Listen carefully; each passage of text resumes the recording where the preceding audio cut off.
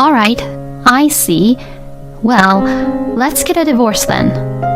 I then put the divorce papers on the table. What? What's this?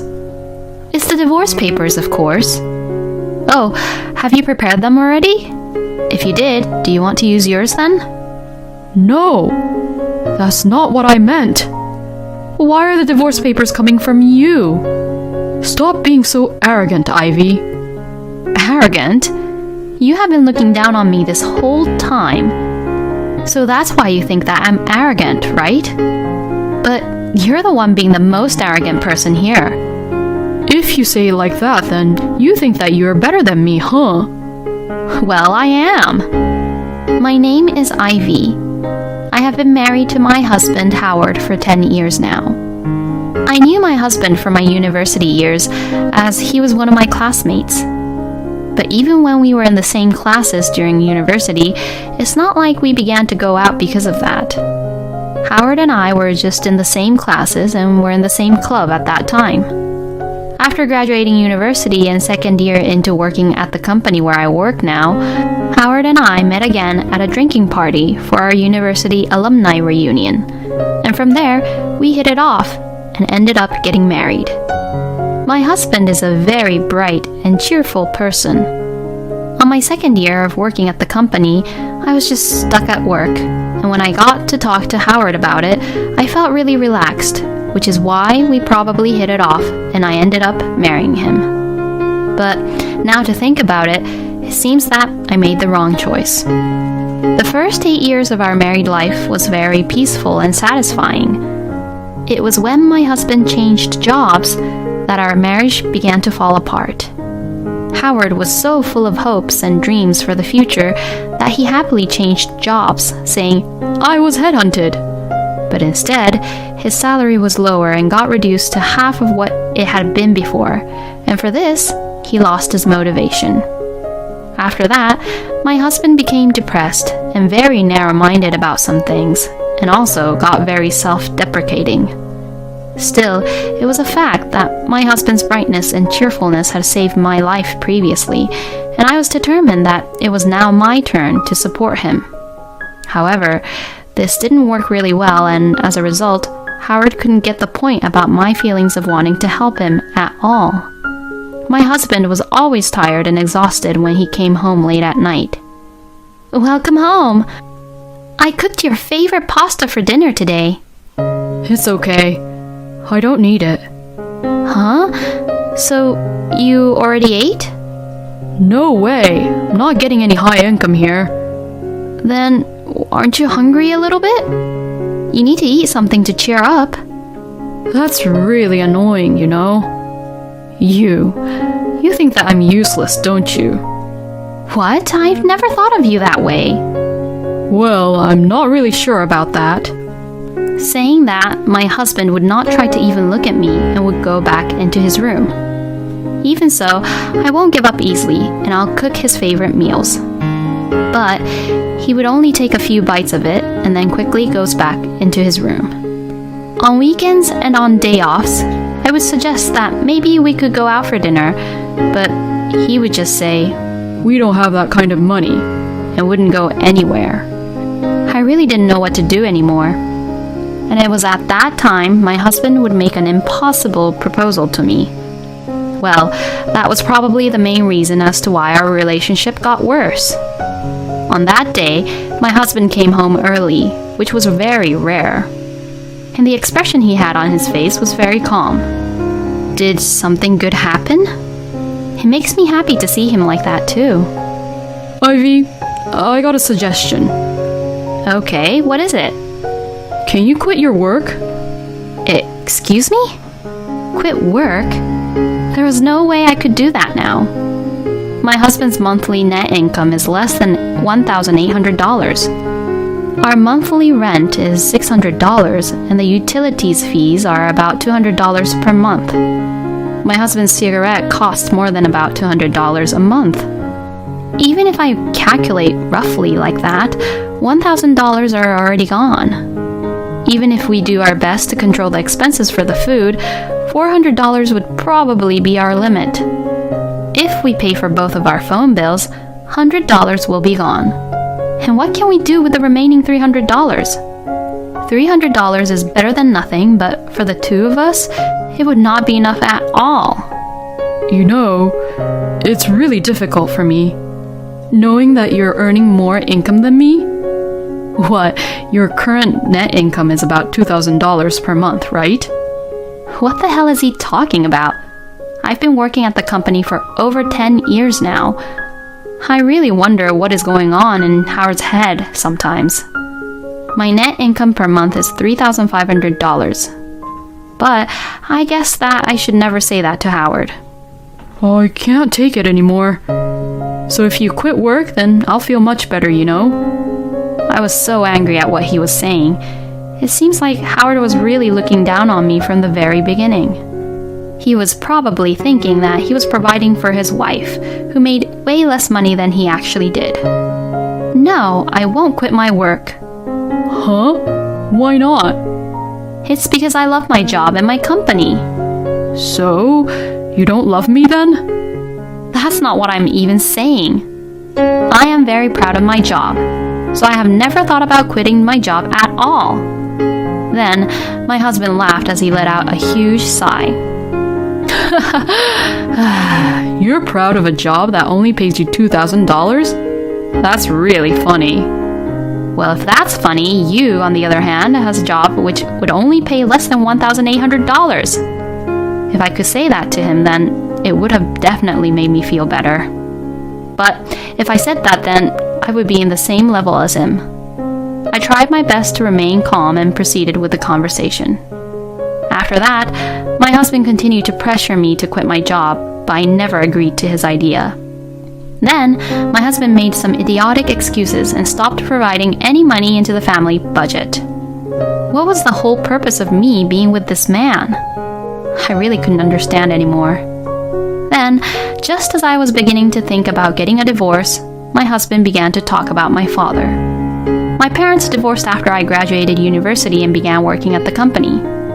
The reason for their divorce was because they just didn't get along well. There was no issues like cheating on each other or being violent. So what my parents had was an amicable divorce. When I was told of their decision to divorce each other, I was really surprised. Because to me, they seemed to be very close to each other as a couple. But still, I accepted my parents' divorce, thanking them for waiting until I had graduated and began working at a company. Now that they had finished raising the kids, I decided that if they were going to lead their new separate lives, I would support them in any ways. So, when my husband and I married, I lived with my mother, so I never really discussed about my father in details. My father, of course, attended our wedding, but we only saw each other only a few times a year. Come to think of it, your father is about to retire, right? Huh? Why? Oh, it's nothing, but he's been delivering newspapers all his life, right? It was a lot of work for him, wasn't it? It seems like Howard is misunderstanding something here. This conversation took place when we had just began going out. Oh, by the way, what does your father do for a living, Ivy? Oh, my father's a newspaper... Is he the guy that delivers newspapers? What? That must be a tough job. I guess you're really grateful of your father, huh? I'm guessing his income is not that high, right? But even so, he did all his best to raise you up, Ivy. Well, he's not 100% wrong, but if Howard thought it that way, then I thought it was okay for him to think that way about my father. Since then, my father wasn't mentioned that much, so I didn't really try to correct Howard about my father's job. But why did my husband bring up my father right now at this time? I couldn't understand what Howard was thinking. And then, when I had forgotten that we had talked about my father, I began to receive these mysterious phone calls on my phone. When I picked them up, it was always silent. At first, it was creepy, and I was slightly terrified as to why there were these silent calls, but the phone number which kept on calling me was displayed on my phone. So, does this mean that the person who is calling me wants me to know who that person is? As I began to think that way, I gradually became less and less concerned about these silent calls. And one day, When I got the call, I switched the phone on speaker and left it alone. Well, it's not like I was the one calling, so I wouldn't be charged for these calls. And that's when I heard someone cough over the phone. That person definitely sounded like a woman. I see, so it was a woman who's been calling me. Then I heard, "I'm home," over the phone, and then the call was disconnected right after that. That voice is my husband's voice, right? I see, so there's a woman whom my husband is really close to that he can even say, "I'm home," and visit her at her home like it was his. He doesn't even try to provide for the family, and all he does is tries to pressure me to quit my job. I really don't need a husband like him anymore. I immediately requested the investigating agency and asked them to investigate about my husband. It was difficult to find a good agency, and it took some time to sign a contract with them, but 2 months after finding out about Howard saying I'm home to another woman, I was able to get enough evidence of his affair. And I was waiting for the right time to divorce Howard. Unfortunately, my husband brought up the subject about divorce before me. It was a very upsetting story for my part, but my husband has suggested for a divorce. Hey, how much did your father get when he retired? He already retired, right? Huh? So, I'm asking you, how much did your father get when he retired? I don't think he'll get any retirement money. What? Then what was the point of me being with you all this time? I don't really understand what you're saying.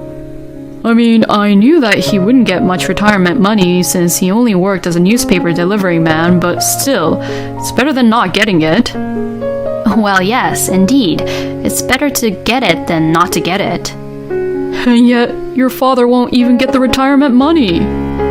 Yeah, he won't. What the hell? I have been putting up with this for 10 years. I just wasted all my time, huh? If we can't rely on your father with money, then I don't want you anymore. I'm divorcing you. Did you marry me for money? No, not everything is like that. I already knew that a newspaper delivery man like your father won't get much benefits. It's that attitude of yours since you had the last 2 years or so. That's why I feel like I'm not really attracted to you anymore. You've been looking down on me ever since I transferred to my crappy job, haven't you? And that's why I was being depressed too. So, I'm getting alimony from you as well as getting a divorce from you. All right, I see. Well, let's get a divorce then. I then put the divorce papers on the table. What? What's this? It's the divorce papers, of course. Oh, have you prepared them already? If you did, do you want to use yours then? No, that's not what I meant. Why are the divorce papers coming from you? Stop being so arrogant, Ivy. Arrogant? You have been looking down on me this whole time, which is why you think that I'm arrogant, right? But you're the one being the most arrogant person here. If you say it like that, then you think that you're better than me, huh? Well, I am. I don't look down on people like you do. And I would never ever cheat with another person behind my partner's back. Huh? I'm going to charge alimony to you and to your mistress, so please do keep that in mind. What the hell? You knew about that? Yeah, because I kept getting silent phone calls from your mistress. Don't you dare think that you can get away with this. I will track you down to the ends of the earth and make you pay for everything you've done. Saying that, I kicked my husband out of the house and locked the door. A month later, the divorce was finalized. I was able to get my ex-husband and his mistress to pay me alimonies. My ex-husband seemed to have saved up quite a bit of money, and he transferred me all the amount at once. I thought this would finally settle things down, but my ex-husband, without any lessons learned, tried to start a second round. Well, it's pretty obvious that I won again this time. That happened 2 months after the divorce was finalized. When I came home, my ex-husband was standing in front of the door. I took my ex-husband, who insisted for a chat, to a nearby cafe, and he suddenly burst into tears. Why didn't you tell me about it? About what? About your father.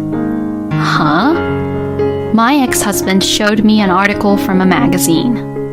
In it was an interview of my father with a photo of his face on the article.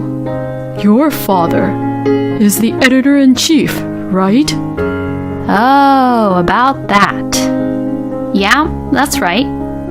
That means you lied to me intentionally, right?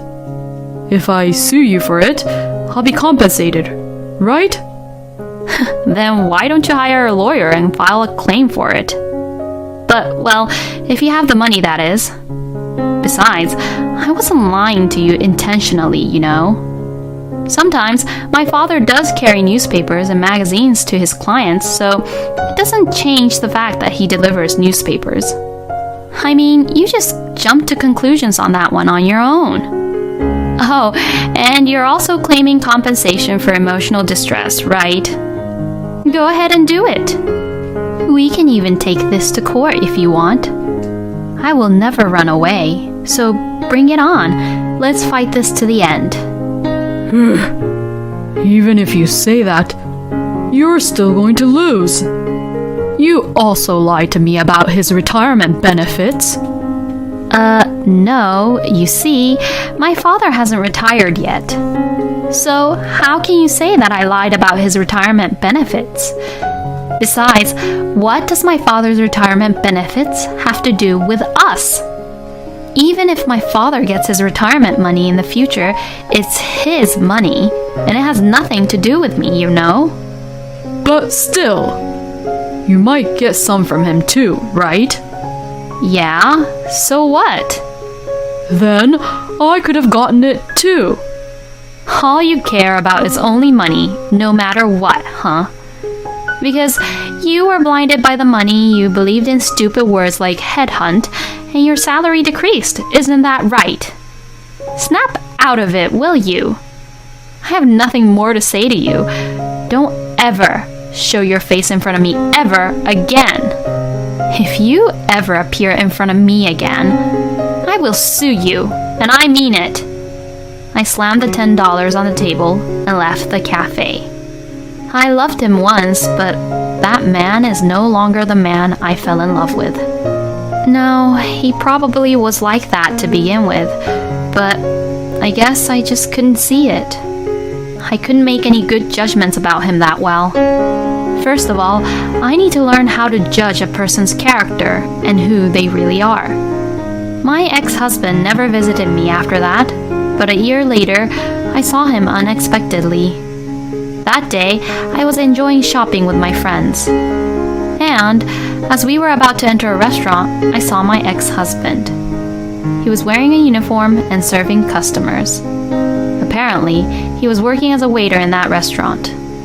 I was surprised to see him work in a very different industry from his previous ones, but I was glad he was hired. I guess he's doing his own best to make a living on his own. My friend and I looked at each other, chuckled, and quietly left. Since my divorce, I have been expanding my social life to better myself. I have become reluctant to get married because of what had happened with my ex-husband, and probably I will not remarry in the future.